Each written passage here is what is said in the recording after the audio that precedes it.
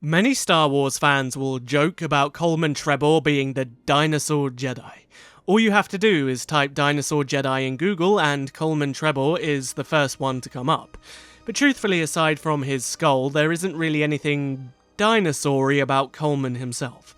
However, there were a race of beings in Star Wars that were extremely rare and extremely powerful in the Force that didn't just have skulls that had a different shape, but they actually resembled four-legged dinosaurs. In fact, they almost looked identical to Triceratops.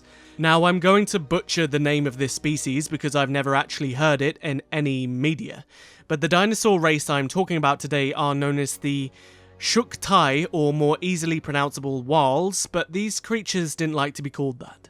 And more specifically, we're going to be talking about a member of their race that we know very well from Tales of the Jedi, known as Thon, who, by the way, had an immaculate white beard. Now, these dinosaur Jedi were kind of mystical in how they were seen across the galaxy. They originated from somewhere in the unknown regions, nobody knows where. It's very similar to Yoda's species, and they were often feared for their physical nature. They were very big, they had hard scales, they were loud, and their language was complex and very difficult to translate, and many people who came across the Shuk-Tai often just saw them as mindless beasts, and so they stayed away despite the fact there weren't many in the galaxy anyway. But this perception was actually kind of intentional by the Shuk-Tai. They didn't want the wider galaxy to truly believe that their species was hyper-intelligent because that's what they were.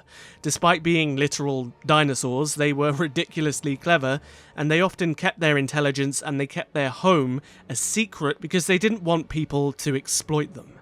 Now, sometime before Tales of the Jedi, we don't know when, it could have been hundreds, it could have been thousands of years, we don't know Thon's age, but a Jedi Master found their way to the planet of the Shuk-Tai in the unknown regions, and much like everybody else, this Jedi thought that they were unintelligent, mindless creatures. But of course, he came to realise that this was very untrue.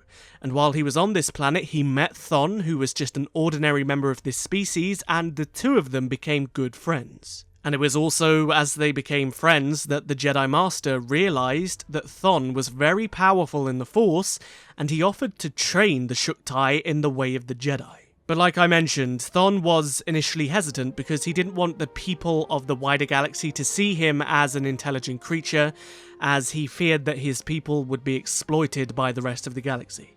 And so they agreed to keep his training a secret for a time, and then this Jedi trained Thon as a Jedi.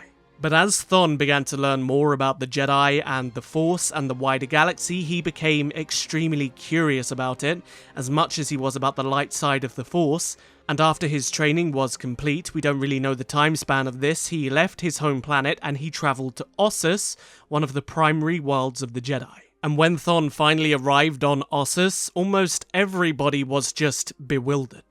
This creature that most people had assumed was unintelligent appeared before all of these Jedi, and not only was he extremely powerful, he knew how to do things with the Force that not even Jedi Masters on Ossus could do. And so the Jedi found him fascinating, as did the Republic. They wanted to know more about him and his world and his people, but he was true to his species, and he refused to share anything. And so Thon became this walking mystery amongst the Jedi, but because of his knowledge and his power, he was just kind of accepted into the Jedi Order without really much questioning.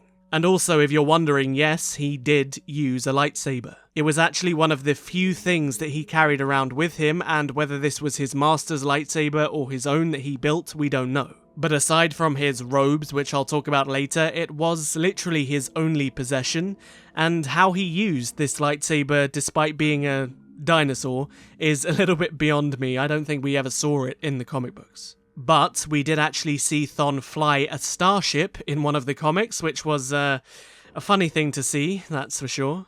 Anyway, Thon, being a reclusive creature, didn't really like the atmosphere of Ossus, the overcrowded nature of it, and so he decided to find a new planet where he could train students in peace. However, he let the Force guide him to this planet rather than just finding it himself, and it led him to a planet that radiated with the dark side known as Ambria. This planet had been corrupted by a Sith sorceress many years before, and the planet was almost desolate, and when he arrived, he was immediately attacked by Sith spirits. And he came to the realization that the Force had guided him here so that he could cleanse this planet. So Thon travelled to a lake and he swam out into the centre of it. It was the largest lake on Ambria, and he purposely gave in to the dark side, allowing all of these Sith spirits to gather around him. However, this was a trap, and he then used one of the most powerful abilities in the history of the light side of the Force on a scale that we have never seen before again in the entirety of Star Wars, and it was known as Force Light. It was an ability that literally purged the dark side of the Force, and he did this on such a scale that he trapped all of the Sith spirits and all of the darkness under the lake in a bubble of pure light energy, and totally cleansed the entirety of Ambria beside the lake from the dark side. Now this feat was absolutely absurd, because he literally cleansed a dark side Force nexus by trapping the Dark Nexus itself within a tiny focal point on the planet that it just couldn't escape from, making this specific feat one of the strongest things we've ever seen from a Jedi in history. And of course, once he had cleansed the planet, Ambria then became his home, and he went on to train many Jedi, including the future Grand Master Nomi Sunrider, Vima Sunrider, and others, and he even brought creatures to this planet to try and aid in its restoration. And even after thousands of years, this ultimately succeeded because the planet was always cleansed of its dark side nexus, despite the lake where it was trapped forever. Now sadly, we never got any future stories beyond the comics. We don't know what happened to Thon. We only know that he left Ambria for a time to support the Jedi in the war against Exar Kun.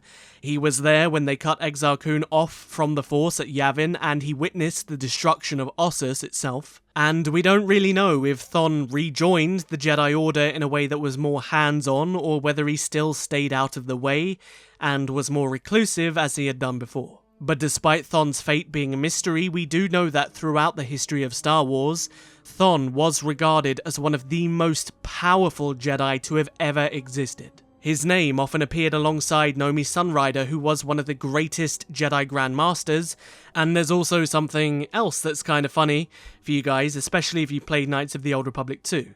Now, I mentioned a little bit earlier in the video that he had a set of robes, and you may notice that in Knights of the Old Republic you can get Thon's robes in the game. Now, of course, they do just look like any normal Jedi robes, they're brown, and it makes you wonder how the hell did a dinosaur wear Jedi robes made for humans? Now, my theory on this is that they're actually the robes of his Jedi Master, and he simply took the robes after his master's death to honour him, but I have to say it would have been kind of funny to see a dinosaur wearing Jedi robes, but it's a shame we never got that. But anyway, that sums up the gist of the Jedi Dinosaur. And not just any Jedi dinosaur, one of the most powerful Jedi ever. And I personally would have loved to have seen a little bit more about Thon, but at the same time his existence perpetuates an awesome mystery the same way that Yoda does, and ultimately I think it should stay that way. And as much as I love Yoda, there's nothing quite as awesome as a Jedi Triceratops with a white beard. Now, if you've made it this far into the video, there's a question that I have for a lot of you that I'd like you to answer in the comments below. There is a new Star Wars animated TV show coming out called Tales of the Jedi, which I am extremely disappointed in. I believe that this show is just using the namesake and the iconography of a beloved Star Wars story to try and promote something that's utterly irrelevant, and I personally think that's really, really wrong. I've toyed with the idea of making a video about how much I think that is wrong, but I've kind of pushed myself against it because I'm not the kind of person that just wants to talk negatively about things, so I want you to tell me in the comments below if I should make a video about why the Tales of the Jedi series is actually an insult to so many of the fans who loved the comic books and the writers of those comic books too. As always, if you enjoyed the video, don't forget to hit the like button, it helps me out a great deal, and if you haven't, perhaps consider subscribing to join the biggest growing Knights of the Old Republic community on YouTube. I'll see you guys in the next video. But until then, may the Force be with you. Always.